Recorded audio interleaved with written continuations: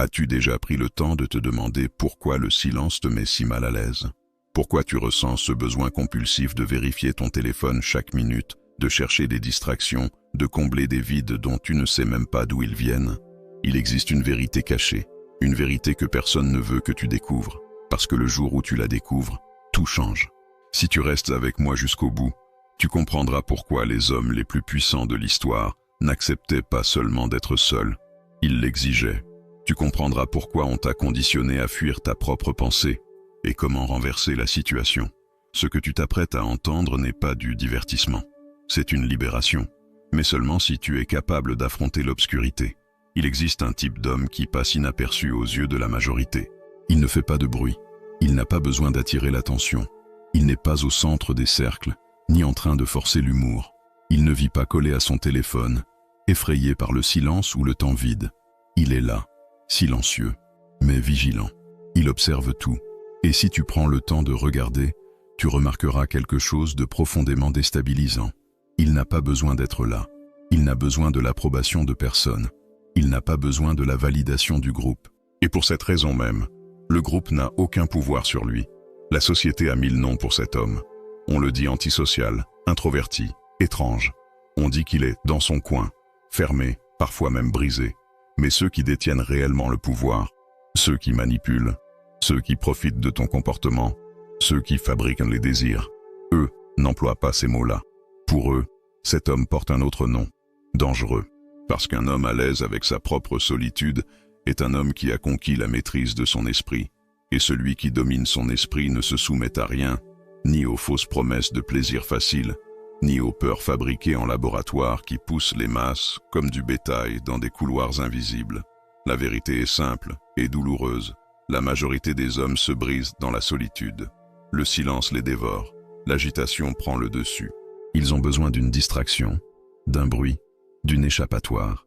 Ils prennent la télécommande, le verre, le téléphone, n'importe quoi, tout, sauf affronter ce qu'il y a réellement en eux. Mais l'homme dangereux, lui, il entre dans le vide comme on monte sur un trône. Il marche dans l'obscurité avec assurance. Il ne fuit pas, il ne se cache pas. Il utilise ce moment pour faire ce que peu osent tenter, se voir lui-même, vraiment. Il comprend la valeur de la solitude, non comme une punition, mais comme une stratégie, non comme une faiblesse, mais comme une force brute. Aujourd'hui, ce que nous allons faire est inconfortable. Nous allons ouvrir ton esprit, trancher les liens de l'illusion, dépoussiérer ta perception. Parce que depuis l'enfance, on t'a appris qu'être seul, c'est mal, que l'être humain est un animal social, que tu dois appartenir, être entouré, participer. C'est pour cela qu'on t'a forcé à faire des travaux de groupe, qu'on a inventé les open space, que manger seul est devenu un signe d'échec. La culture que tu consommes elle-même te pousse vers cette peur, comme si l'absence de compagnie était la pire des condamnations. Mais qui en tire profit? Réfléchis bien. Le système, l'économie, les algorithmes, tous gagnent de l'argent grâce à ton insécurité. Un homme qui se sent bien seul n'a besoin de presque rien. Il n'a pas besoin de la voiture de l'année pour impressionner qui que ce soit. Il ne dépense pas des fortunes en vêtements pour appartenir à un groupe qui ne le respecte même pas. Il ne paie pas des verres hors de prix pour avoir une place à une table. C'est un très mauvais consommateur. Et pire encore, c'est un citoyen difficile à contrôler. Les groupes sont faciles à manipuler. Il existe un terme pour cela, le comportement grégaire. Il n'est pas nécessaire d'enfermer une brebis. Il suffit d'effrayer les autres et de les guider dans la direction voulue. Celle qui reste seule suit, non par obéissance, mais par peur d'être laissée derrière. C'est inscrit dans ton ADN. Il y a des milliers d'années, être rejeté par la tribu signifiait la mort, la faim, les prédateurs, l'abandon. Cette mémoire ancestrale vit encore en toi, déclenchant des alarmes internes chaque fois que tu tentes d'aller à contre-courant. Et le système a appris à appuyer sur ces boutons. Il veut que tu sois constamment inquiet. Que vont-ils penser de moi? Suis-je habillé comme il faut? Ai-je dit une bêtise? Pourquoi n'ont-ils pas aimé ma publication? Ces questions sont les barreaux de ta cellule. L'homme dangereux, lui, a brisé la serrure. Il a regardé la peur en face et a compris qu'elle n'était qu'une ombre. Dans le monde d'aujourd'hui, tu ne meurs pas parce que tu penses différemment. Tu n'es pas dévoré parce que tu refuses de suivre la tendance. Et quand cette prise de conscience s'installe, tu deviens invisible pour les systèmes de contrôle. Tu deviens un fantôme dans la machine. As-tu déjà observé la nature? Regarde comment se comportent les animaux proies, les zèbres, les poissons, les cerfs, toujours en groupe, toujours sur le qui-vive, en permanence à se signaler entre eux. Leur sécurité repose sur le collectif. Ils crient « Ne me regarde pas, regarde-nous ». Maintenant, compare avec les prédateurs, le lion, l'ours, l'aigle. Ils chassent seuls, en silence. Ils n'ont pas besoin d'approbation. Ils n'ont pas besoin d'applaudissements. Leur force ne vient pas du groupe, elle vient de l'autonomie. C'est là que réside la différence entre l'homme ordinaire et l'homme dangereux. L'homme ordinaire vit pour être accepté. Il est incapable d'entrer en conflit. Il façonne sa manière d'être pour s'adapter à l'environnement. Il change son ton, son opinion, jusqu'à sa posture, uniquement pour éviter l'inconfort. Il vit épuisé, gaspillant son énergie à maintenir un masque. L'homme dangereux, il est mortel dans son attention. Pas agressif, mais concentré. Il économise son énergie. Il préserve son essence. Il réalise combien de son temps est perdu à faire semblant. Des sourires forcés, des conversations vides, des accords automatiques, des rires qui n'atteignent même pas le cœur. Tout cela draine l'âme. Lorsqu'il choisit d'être seul, il ferme ce robinet. Il récupère cette énergie et la dirige vers ce qui compte vraiment. Son but, son corps, son argent, son esprit. C'est pour cela qu'il choisit la solitude, non par haine du monde, mais par amour pour sa propre puissance. Hache à la main, âme en flamme. C'est ainsi que cet homme avance dans la vie. Chaque pas qu'il fait dans la solitude est une brique posée dans sa forteresse intérieure. Il ne court pas après un public. Il ne se présente pas, ne s'explique pas, ne mendie pas l'attention. Et sais-tu pourquoi? Parce qu'il a compris la valeur de la rareté. Dans un monde où tout est excès, de voix, d'opinion, de distraction, ce qui est rare devient précieux. Et un homme qui sait se contenir, qui sait disparaître quand il le faut, devient un mystère. Et le mystère, mon ami, est magnétique. Robert Greene l'a exprimé avec une clarté brutale. Utiliser l'absence pour accroître le respect et l'honneur. Une présence excessive banalise. L'homme toujours disponible devient prévisible. Il devient un meuble. Les gens cessent d'écouter ce qu'il dit parce qu'ils savent qu'il sera toujours là à répéter la même chose. Mais l'homme qui s'absente, qui se tait, qui ne parle que lorsqu'il a quelque chose de pertinent à dire, celui-là est écouté parce que son absence crée un vide, un silence qui crie, et lorsqu'il revient, chaque mot pèse comme le tonnerre. Cet homme a compris la mathématique de la présence. Il ne distribue pas son attention comme des échantillons gratuits. Il ne se met pas à nu émotionnellement devant n'importe qui. Son énergie est de l'or, et l'or ne se donne pas. Il se mérite. Mais il y a un prix à payer, car ce type de liberté exige un coût élevé. Le chemin pour y parvenir est solitaire, douloureux, parfois même brutal. Quand tu commences à t'éloigner, quand tu dis non aux invitations, quand tu arrêtes de rire aux blagues forcées, quand tu choisis l'entraînement plutôt que la fête, l'étude plutôt que le commérage, le silence plutôt qu'une compagnie vide, les gens commencent à te regarder autrement. Ils te traiteront d'arrogant. Ils diront que tu t'isoles, que tu as changé, et ils auront raison. Tu as changé, parce que tu en as eu assez de t'abandonner pour entrer dans le monde des autres. Au début, ce changement est froid. C'est comme entrer dans une pièce sombre sans savoir où se trouve l'interrupteur. Les premiers samedis, seuls feront mal. Tu regarderas les stories des amis en train de s'amuser et tu te demanderas si tu as fait le bon choix. Tu te souviendras des rires, du bruit, de la chaleur humaine et tu ressentiras le manque parce que ton cerveau va te tromper. Il voudra te ramener vers la zone connue. Mais c'est là le piège. C'est l'ancien toi qui tente de survivre. Mais si tu résistes, si tu tiens bon, quelque chose commence à changer. Le silence qui hurlait auparavant murmure maintenant des vérités. L'absence qui faisait mal devient accueillante. La paix qui semblait lointaine s'installe. Tu commences à réaliser que ce que tu appelais divertissement n'était qu'une fuite, que les conversations creuses ne servaient qu'à étouffer la voix de ton âme. Et à cet instant, tu changes d'état. Tu franchis une frontière invisible.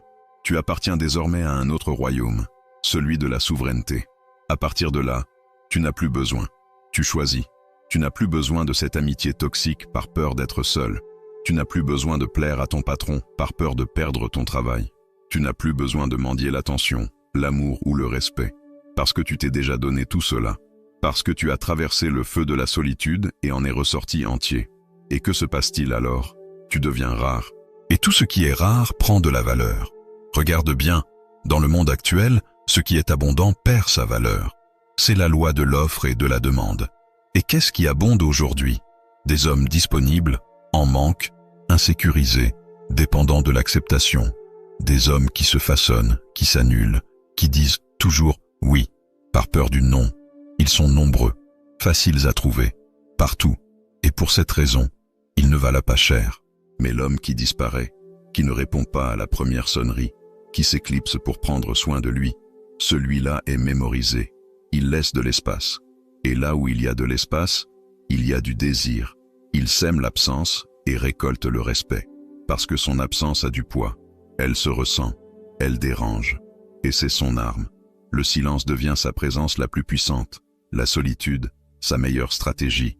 Et ne crois pas qu'il soit froid. Il ressent, mais il ne se donne pas facilement.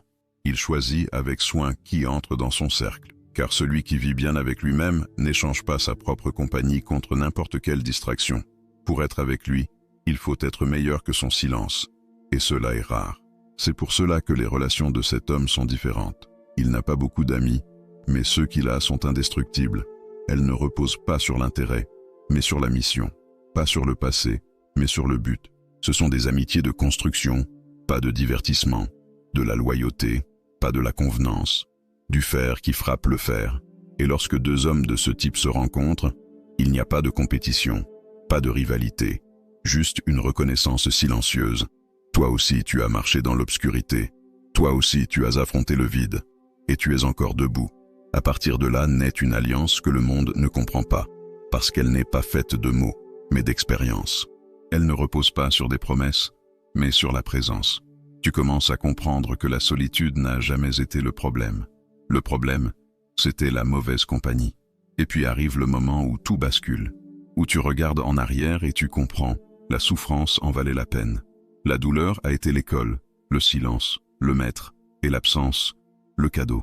Tu es devenu ce que beaucoup redoutent, un homme qui ne peut être acheté, ni séduit, ni manipulé. Un homme qui n'a pas besoin du système parce qu'il a créé le sien, qui n'a pas besoin de la tribu parce qu'il a bâti son propre territoire, qui ne se courbe devant ni patron, ni femme, ni opinion extérieure. Parce que celui qui vit bien seul, vit libre. Et au fond, c'est cela qu'ils craignent le plus, la liberté. Parce qu'un homme libre est un homme dangereux. Un homme libre ne consomme pas ce dont il n'a pas besoin. Il ne suit pas ce en quoi il ne croit pas. Il ne baisse pas la tête. Il observe. Il choisit. Il avance quand il le veut. Il disparaît quand c'est le moment. Il revient quand il est prêt. Il n'est pas un suiveur. C'est un architecte. Un stratège, le créateur de son propre chemin. Et maintenant, je te pose la question. Es-tu prêt pour ce chemin? Parce qu'il n'est pas confortable, mais il est réel. Et une fois que tu goûtes à la liberté, tu n'acceptes plus jamais les chaînes, ni les invisibles, ni celles en or. C'est l'appel. Non pas pour t'isoler, mais pour te renforcer. Non pas pour haïr les autres, mais pour t'aimer toi-même en premier. Non pas pour fuir, mais pour reconquérir ce que tu as toujours eu en toi, ta force. Et c'est ici, à ce point de non-retour, que tu commences à voir le monde avec des yeux différents. Tout ce qui te semblait essentiel auparavant, les fêtes, les applaudissements, les likes, les regards approbateurs, révèlent maintenant sa véritable valeur. Rien.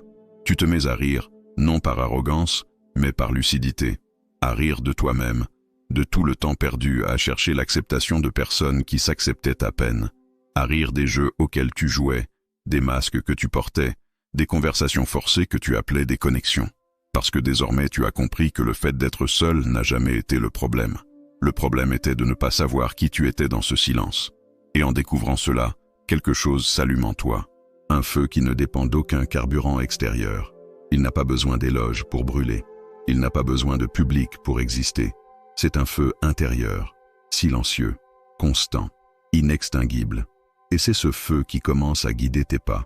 Non plus selon les attentes des autres, non plus selon le besoin d'approbation, mais selon la flamme de ta propre conviction. Tu cesses d'être un figurant passif dans le théâtre social pour devenir l'auteur de ta propre histoire. Et dans cette nouvelle traversée, les choix changent. Tu choisis l'inconfort qui te renforce plutôt que le plaisir qui t'affaiblit. Tu choisis le non qui te préserve plutôt que le oui qui te trahit. Tu choisis de rester chez toi à entraîner ton esprit et ton corps plutôt que de gaspiller tes nuits à combler des vides avec du bruit. Tu deviens sélectif, avec les personnes, avec les lieux, avec les conversations, avec tes propres pensées. Parce que désormais, Tu as un nouveau standard. Si ce n'est pas meilleur que ta solitude, cela n'en vaut pas la peine. Et dans ce processus d'élévation silencieuse, tu commences à sentir que tu construis quelque chose d'invisible aux yeux des autres, mais absolument solide en toi. Tu ressens une paix qui ne dépend de personne, une clarté qui ne vacille pas face aux opinions extérieures, une confiance qui ne tremble pas sous le jugement. Tu cesses de réagir au monde, et tu commences à le façonner. Et cela, mon ami, est rare. Et tout ce qui est rare est précieux. La société ne sait pas comment gérer des hommes comme celui-là. Alors elle tente de les étiqueter, de les enfermer, de les réduire. On les dit froids, arrogants, insensibles. Mais rien de tout cela n'est vrai. Un homme qui se connaît profondément ressent tout, mais il ne se soumet pas à ce qu'il ressent. Il observe, il assimile, il transforme. Il ressent la douleur et la convertit en discipline, la colère en concentration, la solitude en sagesse. Il ne nie pas sa nature, il la maîtrise. Et le résultat? Un homme qui n'a rien à prouver à personne. Un homme qui ne se justifie pas, ne s'explique pas, ne se diminue pas. Un homme qui avance avec légèreté parce qu'il a abandonné le poids des attentes. Un homme qui ne craint pas le rejet parce qu'il s'est déjà accepté. Un homme qui n'a pas besoin d'applaudissements parce qu'il a appris à s'applaudir en silence. Après une journée de plus à gagner des batailles invisibles que personne ne voit, mais que lui sait essentiel. Tu réalises que tu n'as plus besoin de la foule. Et plus encore, tu comprends que c'est la foule qui a besoin de toi, parce que tu es devenu une référence, un phare dans la brume, un rappel vivant qu'il est possible d'être entier sans être dépendant, d'être fort sans être cruel, d'être présent sans être disponible en permanence. Tu es devenu l'exception, et l'exception, tôt ou tard, devient leadership, mais pas un leadership bruyant, qui crie, qui exige, qui domine, un leadership silencieux, qui inspire par l'exemple, qui impacte sans se montrer, qui transforme simplement en étant ce qu'il est. Parce que lorsqu'on devient un homme comme cela, même ton silence parle, même ton absence communique, même ta distance devient un enseignement. Et sais-tu ce qui arrive encore? Tu commences à attirer autrement. Les bonnes personnes apparaissent, les bonnes connexions naissent, parce que tu dégages quelque chose que le monde n'offre pas, la vérité. Tu n'essaies pas d'impressionner, tu n'essaies pas de convaincre, tu n'essaies pas de t'adapter. Et c'est précisément cela qui te rend magnétique. Les gens ne se sentent pas sous pression près de toi, ils se sentent en sécurité, parce qu'ils savent que tu n'as besoin de personne pour être entier. Et c'est le plus beau cadeau que l'on puisse offrir, la liberté d'être sans la charge de devoir compléter quelqu'un. Et maintenant, nous arrivons au point le plus puissant de ce parcours, l'impact invisible. Tu es devenu dangereux non par la force des poings, mais par la solidité de l'esprit. Tu es dangereux parce que tu ne cèdes pas facilement, parce que tu réfléchis avant d'agir, parce que tu ne te laisses pas emporter, parce que ton « oui » a du poids, parce que ton « non » est non négociable, parce que tu portes en toi un code, et ce code ne change pas pour plaire à qui que ce soit. Et c'est cela que le monde redoute. Le système ne sait pas quoi faire d'un homme qui n'a pas besoin de lui. Il ne peut pas te séduire avec des promesses creuses. Il ne peut pas te plier avec des peurs fabriquées. Il ne peut pas te contrôler par des dettes émotionnelles, parce que tu es déjà libre. Et la liberté effraie ceux qui vivent enchaînés.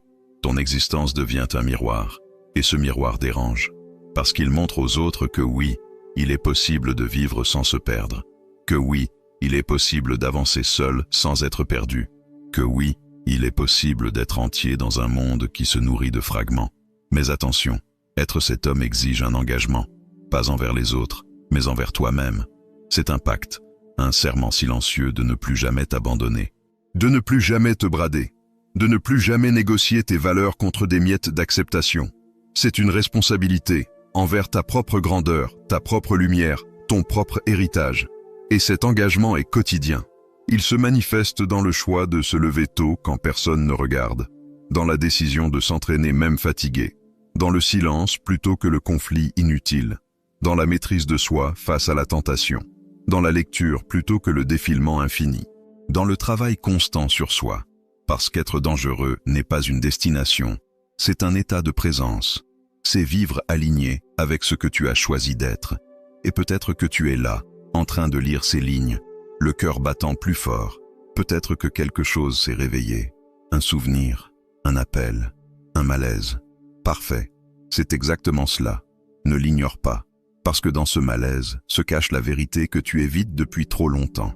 C'est l'étincelle de ta transformation. Et si tu l'alimentes, elle devient un feu. Et ce feu peut embraser ta vie, non pour détruire, mais pour purifier, pour éclairer, pour révéler ce qui a toujours été là, mais que tu ne voyais pas. À présent, le choix t'appartient. Tu peux fermer cette fenêtre, retourner au bruit, te distraire encore un peu, ou tu peux faire autrement. Tu peux t'asseoir dans l'obscurité. Tu peux écouter ce que le silence a à te dire. Tu peux enfin te regarder dans le miroir et te présenter à toi-même. Car le monde est rempli d'hommes qui savent tout, sauf qui ils sont, soit différents, soit dangereux. Et lorsque tu choisis ce chemin, la première chose qui change est la manière dont tu t'écoutes. Pour la première fois de ta vie, peut-être, tu te tais face à toi-même. Non pour te juger, non pour te blâmer, mais pour t'entendre réellement.